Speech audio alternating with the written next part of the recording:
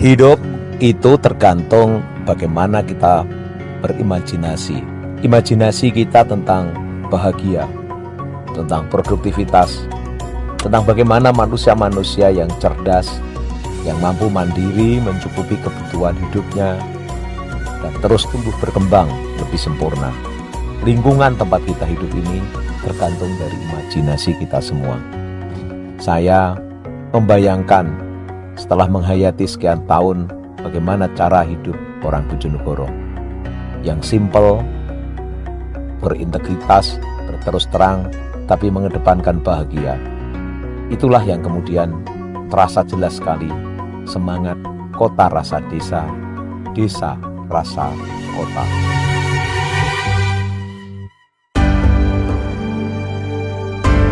Kabupaten Bojonegoro adalah salah satu kabupaten di Provinsi Jawa Timur, Indonesia.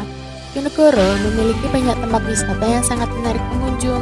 Salah satu wisata yang paling terkenal yaitu Govan. Tak hanya itu, Bojonegoro juga memiliki makanan khas daerah yaitu ledre. Bojonegoro juga dikenal dengan daerah penghasil minyak. Salah satu daerah penghasil minyak di daerah Bojonegoro yaitu Tinggalnyam. Bojonegoro juga memiliki banyak kerajinan yang menarik perhatian para pengunjung karena kecantikan dan keunikan dari kerajinannya.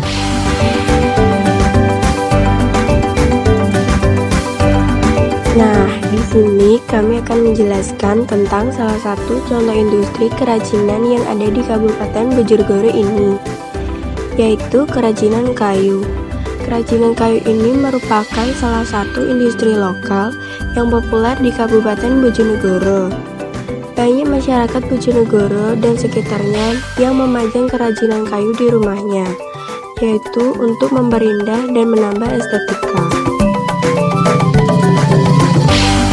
Pusat industri kerajinan kayu yang terkenal salah satunya berada di Desa Batoan, Kecamatan Kasiman, Kabupaten Bojonegoro. Desa Batoan ini terletak di pinggir Kabupaten Bojonegoro yang berada pada perbatasan antara Provinsi Jawa Timur dan Jawa Tengah.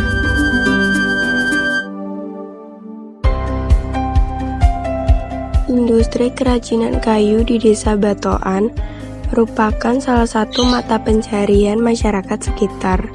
Salah satunya yaitu showroom Raga Jati. Di sini mereka menjual beragam bentuk kerajinan dari kayu dan motif yang menarik dan unik. Mulai dari kotak tisu, jam dinding, hiasan rumah, maupun perabotan rumah tangga. Kalau usaha ini berdiri itu sekitar tahun 1990. Nah, Itu ya awalnya kan dari kayu kayak yang dibuat atap rumah itu terus tambah meningkat lagi diupgrade lagi jadi kayak souvenir kayak jadi kayak gitu. Pertama di desa ini tuh yang bikin ya pelopornya itu 3 orang Mbak. Di tokonya di sini sama ada 3 toko di sini. Jadi mereka jadi kayak asosiasi gitu. Kalau proses souvenir kayu jati ini itu kita di sini finishing. Jadi warga sekitar itu jadi pengrajinnya. Mereka bikin barangnya mentah sampai setengah jadi, terus nanti dikirim ke sini, di finishing, terus kami tinggal masak. Dan baku kayu jati itu kebanyakan mereka dapatnya dari TPK dari Betawi. Jadi mereka punya kenalan sendiri, terus nanti mereka belinya dari sana kebanyakan. Karyawannya sekitar 20 orang kalau di sini.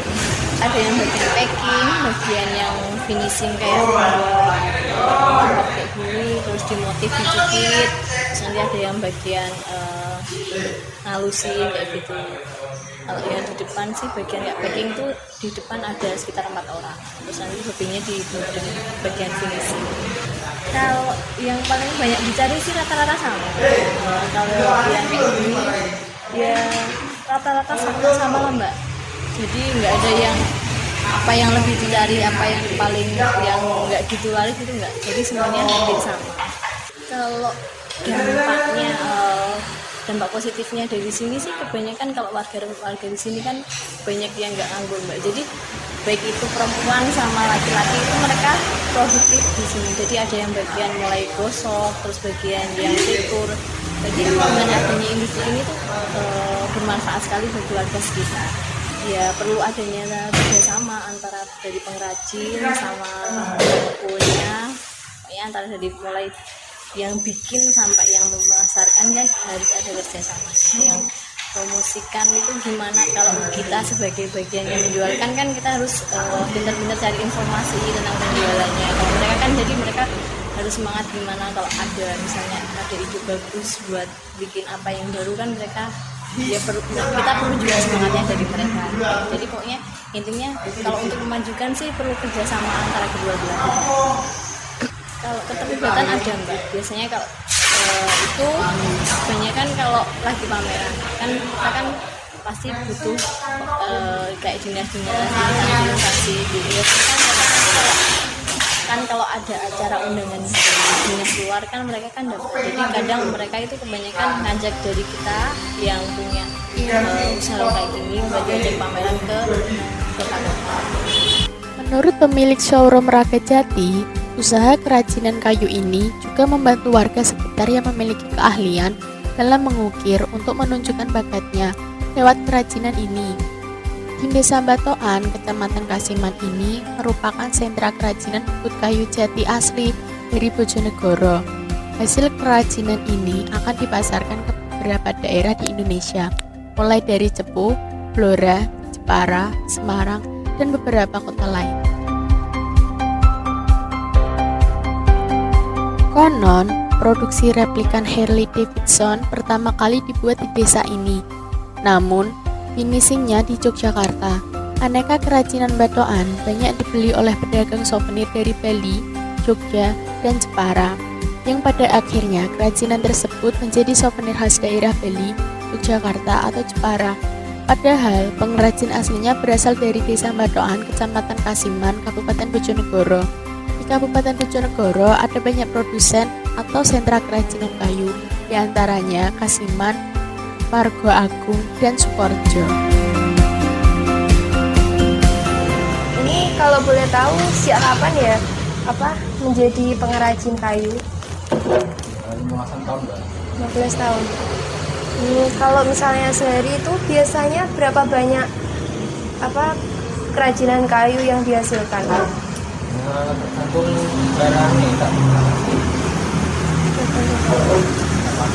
Kalau keterampilan buat membuat kerajinan kayu ini itu didapatkan dari mana? Apa ada pelatihan atau belajar sendiri? Belajar. Sentra kerajinan bukit kayu jati ada di Desa Batoan, Kecamatan Kasiman, yang menghasilkan beraneka ragam dan bentuk kerajinan tangan. Harga kerajinan ini bervariasi, mulai dari Rp10.000 hingga jutaan rupiah, tergantung bentuk, ukuran, dan keunikannya. Juga semua, mari sayangi bumi, hijaukan bumi kita, sukaria hijaukan bumi kita, sukacita hijaukan bumi kita, sukaria hijaukan bumi kita.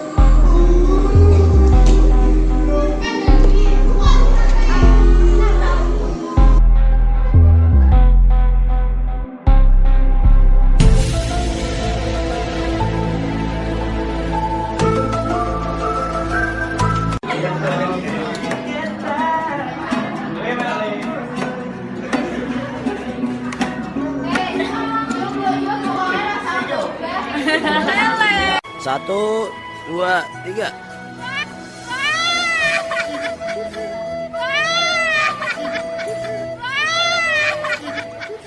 Arya, coba tutupi.